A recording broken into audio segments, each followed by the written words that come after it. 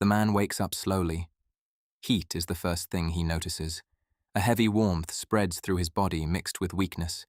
His breathing is slightly uneven, and his limbs feel drained, as if his body is running on very little energy. He opens his eyes. A wooden ceiling above him. Old beams, cracked and dark. A small oil lamp burns in the corner, its light weak and unstable. The air is cold, but dry. Beside him, a woman lies awake. She is already watching him. There is no comfort in this room, only survival. A small bowl of cloudy water sits on the floor next to the bed. Beside it, a worn cloth, reused many times. He slowly sits up. His body feels light in the wrong way. He understands immediately. Fever. Not dangerous in itself, but dangerous here. The woman moves without speaking. She sits up, takes the damp cloth, and places it on his forehead. Her movements are careful, efficient. Nothing wasted. "You're burning up," she says quietly. Her voice is calm, tired, practical. He exhales. "How long?" he asks. "Since last night." Simple answer. No emotion, just fact. He swings his legs off the bed. The wooden floor creaks under him. In the corner of the room, two small children are sitting close together. They are not playing. They are not talking. They are watching quietly, their attention fixed on the situation. Their faces are thin, not exaggerated, just clearly underfed. Hunger is normal here. He notices it immediately.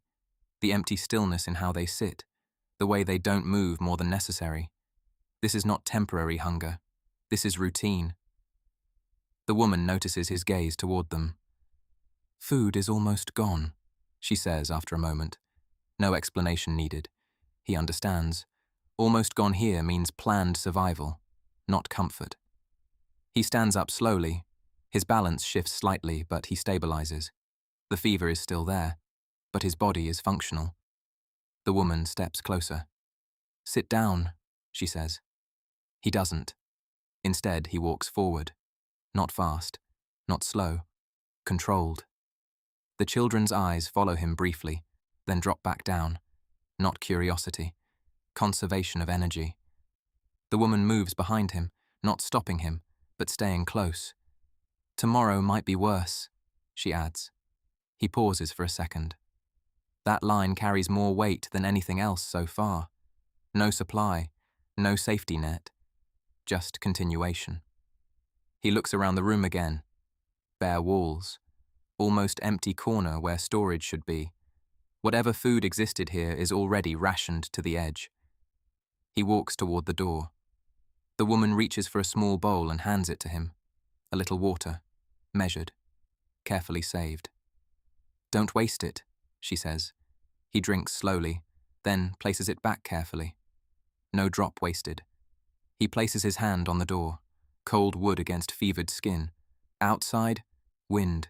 No sound of abundance, only a village surviving day by day. He exhales once, then opens the door. He steps outside. Cold air hit his face the moment he stepped outside. The fever was still there. Not enough to stop him, but enough to drain strength with every step. The village was smaller than he expected. Old wooden houses stood close together, their walls worn down by years of bad weather and harder winters. No smoke from cooking fires, no smell of food, only silence. People noticed him immediately, not because he was important, but because everyone here noticed movement. When food was scarce, people naturally watched each other. Thin children sat near the road, too tired to play. A few villagers quietly carried buckets of water from the well. Nobody wasted energy speaking unless necessary. The deeper he walked into the village, the clearer one thing became. This place was already close to collapse. Near the edge of the village, he stopped. An old hunting bow hung beneath the roof of a damaged storage shed. Simple craftsmanship, used many times, but maintained carefully. He picked it up slowly. The wood was worn smooth from years of use, not military quality, still usable. His fingers adjusted naturally around the grip. Muscle memory. Even this weakened body reacted instinctively. One of the older villagers watched from nearby. His eyes narrowed slightly. Most people in the village already knew one thing. Going into the forest sick was dangerous. Going alone was worse. But nobody stopped him, because hunger was worse than both. The fever still burned inside his body, but standing still would solve nothing. Behind him was a starving village.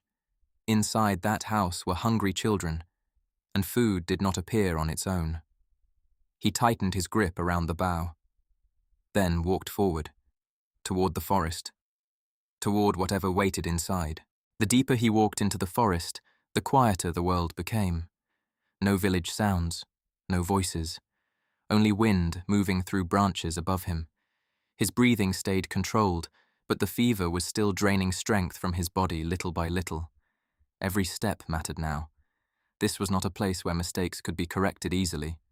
The forest felt old, untouched, dangerous in the quiet way that nature often was. He slowed near a patch of disturbed grass, then crouched slightly. Tracks. Small. Fresh. Rabbit. His fingers tightened around the bowstring. The movement felt natural. Too natural. Like this body remembered things it should not know. He steadied his breathing. The rabbit moved slightly between the grass. Small target. Short distance. Normally simple. But not with fever, not with weakened muscles. He released the arrow. The shot cut cleanly through the cold air. A sharp movement. Then silence again. The rabbit collapsed instantly. He stared at the rabbit quietly for a moment. Food. Not much, but enough to matter. Enough to keep people alive one more day. The fever still burned inside him. His hands still felt weak. But now he understood something important. This body could survive. And survival meant time.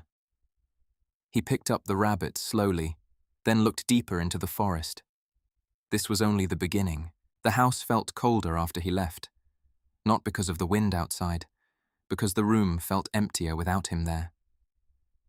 The woman sat quietly near the oil lamp while the children stayed close beside her. Neither of them stopped looking at the door for long. The forest outside the village was dangerous, and he had gone there alone with a fever. One of the girls looked up at her mother quietly. "Will Dad be okay?" The woman hesitated for a moment, then nodded once. "He'll come back." Her voice stayed calm. But the worry underneath it was impossible to hide completely. She opened the small wooden container near the wall, almost empty. Only one small piece of hardened bread remained. The children watched silently while she divided it into smaller portions, carefully, trying to make it last. One of the girls held her piece with both hands before asking softly, "What if Dad can't find food?" The woman stopped moving briefly, only briefly, then continued, "He'll find something." This time the answer sounded less certain, almost like she was trying to convince herself too. Night slowly covered the village. The wind outside became colder.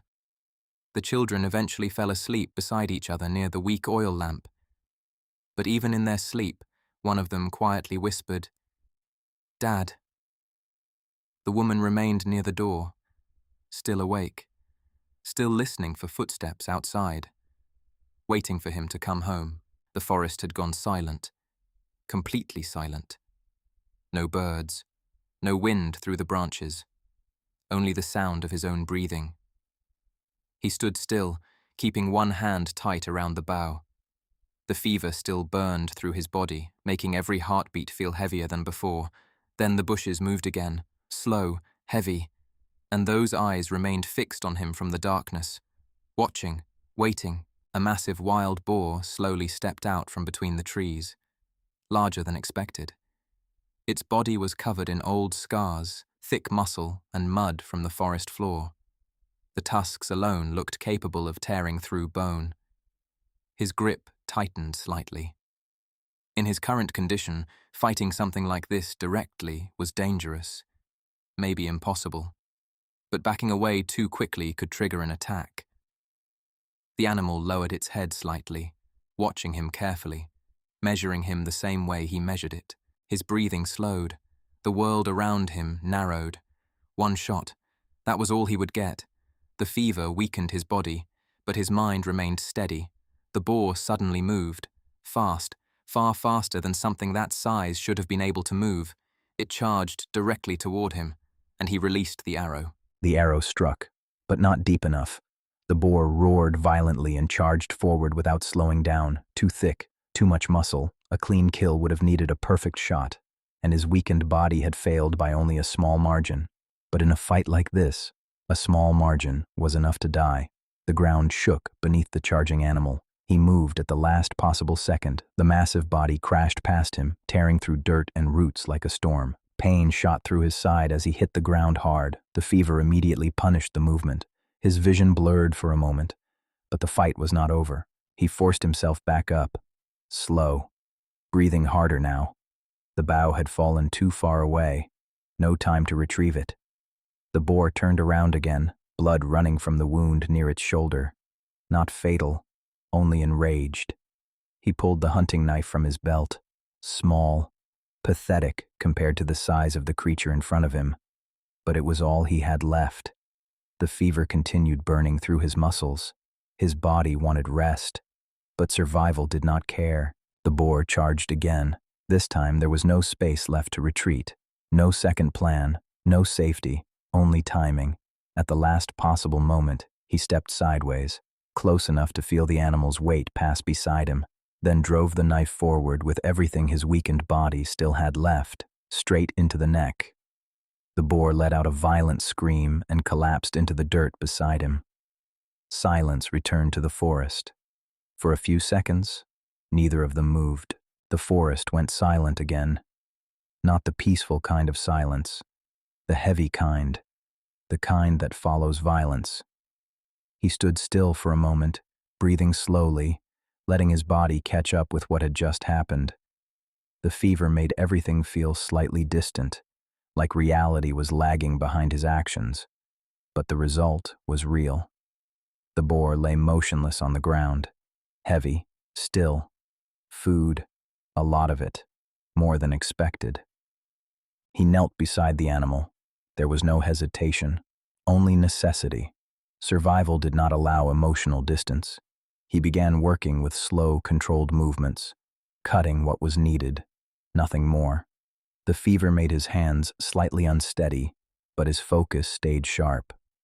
Every piece of meat meant time, time for the village, time for the children, time they did not have yesterday. He stood up again. The weight on his back was heavier now, but it was not a burden. It was the reason he had come here. Step by step, he left the place of violence behind.